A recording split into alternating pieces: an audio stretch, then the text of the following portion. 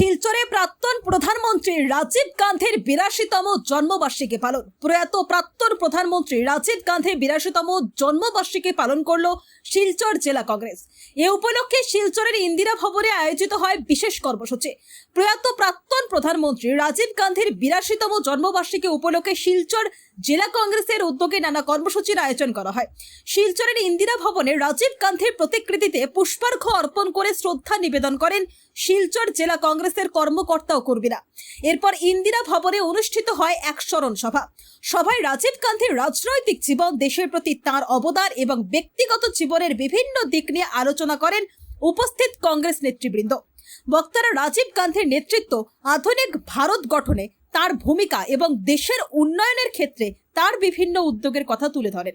আমাদের দেশে যিনি ষষ্ঠতম প্রধানমন্ত্রী ছিলেন, উনি আমাদের দেশের কনিষ্ঠতম প্রধানমন্ত্রী ছিলেন। উনি আমাদের দেশে তথ্য প্রযুক্তি এবং আমাদের দেশে যে কম্পিউটারায়ন এবং আইটি সেক্টরে একটা আলোড়ন সৃষ্টি করেছিলেন।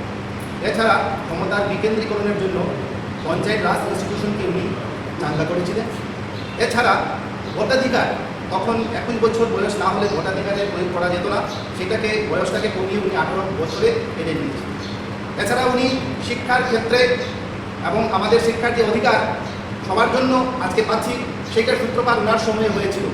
উনি যদি আজকে বেঁচে থাকতেন, আমাদের দেশে অনুন্নত জায়গা যেগুলো আছে, যে সাম্যের অধিকার। আপনাদের আস্থা ও ভরসাকে সঙ্গী করে গৌরবের 10 বছরের শ্রীমা মেডিকোস। আপনার শহরে সুপার স্পেশালিটি থেকে শুরু করে বিভিন্ন বিভাগে বিশেষজ্ঞ ডাক্তার দেখানোর সেরা ঠিকানা এখন শ্রীমা মেডিকোস, তারাপুর, শিববাড়ি রোড, শিলচর। এখানে সুপার স্পেশালিটি বিভাগে রোগী দেখছেন doctor Tirthankar Roy, DM cardiology, doctor Dibyajyoti Sharma, DM gastroenterology, doctor Dwaipayan Deb, DM endocrinology, diabetes and metabolism, doctor Pankaj Kanti Dey, MCH urology and andrology, doctor Debarun Choudhury, DNB nephrology, orthopaedic surgeon doctor Anshuman Dutta এবং মনোরোগ বিশেষজ্ঞ ডক্টর প্রসেনজিৎ ঘোষ।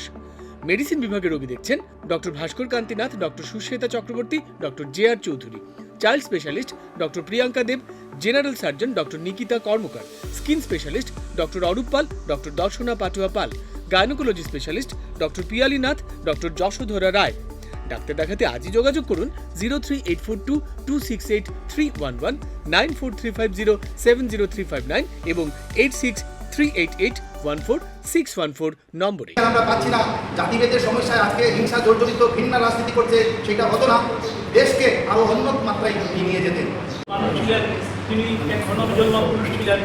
তিনি তার মায়ের মৃতদেহ সাহিত্য রেখে মৃতদেহর মুখ দেখার আগে তাকে প্রধানমন্ত্রীকে শপথ নিতে হয়েছিল। পরিস্থিতি এমনই হয়ে দাঁড়িয়েছিল, কারণ প্রধানমন্ত্রীর চেয়ারটা খালি থাকতে পারে না, তাকে প্রধানমন্ত্রী হতে হয়েছিল। তিনি প্রধানমন্ত্রী হওয়ার জন্য আগ্রহী ছিলেন না, কিন্তু ভারতবর্ষের পরিস্থিতি থেকে ওনাকেই প্রধানমন্ত্রী করা হয়েছিল এবং তিনি মানুষের মন জয় করেছিলেন প্রধানমন্ত্রী হয়ে। তিনি প্রধানমন্ত্রী হয়ে ভারতবর্ষের প্রথম ডিজিটাল ইন্ডিয়ার কথা তিনি তার মধ্যে প্রথম উদয় হয়েছিল। তিনি প্রথম মহিলাদের সংরক্ষণ এনেছিলেন।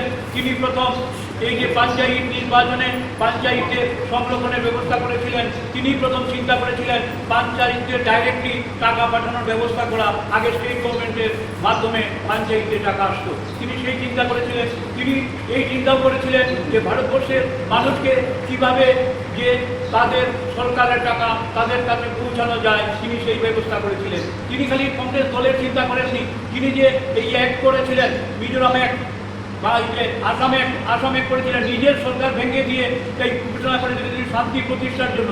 তিনি মিজোরামেও শান্তি প্রতিষ্ঠার জন্য অ্যাক্ট করেছিলেন, মিজোরামে অ্যাক্ট।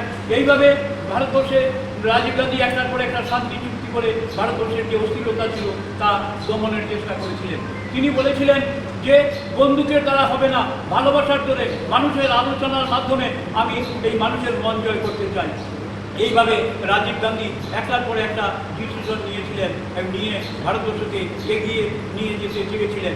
তার নির্বাচনে আজকে দেখতে পাই 300 সিট পেয়ে বিজেপি যেভাবে লাফালাফি করছে, যেভাবে মানুষের উপর অত্যাচার করছে, যেভাবে অন্যায়ভাবে বিল আনছে, এই রাজীব গান্ধীর আমলে 400-র উপরে এমপি জিতে গেছেন, কিন্তু তিনি তিনি এইভাবে অন্যায়ভাবে বিল আনার চিন্তা করেননি, নিজের স্বার্থের মতো দলের স্বার্থে দিয়ে বিল আনার চেষ্টা করেননি। এখন কি করা হচ্ছে, যে বিলগুলি আনা হচ্ছে এগুলি সব অন্যায়ভাবে বিল আনা হচ্ছে, অন্যায় চিন্তাধারার মধ্যে এগুলি রাজীব গান্ধী করেননি। এই কথাগুলি বলবে কে, শুনবে কে? এরা তো শুনতে রাজি নয়। অন্ধভক্তের মাঠ দিয়ে উচ্ছৃঙ্খল করেছে দেশ, এই দেশ অন্ধভক্তের দ্বারা চালিত হচ্ছে, সেটা রাজীব গান্ধী করতে চাননি।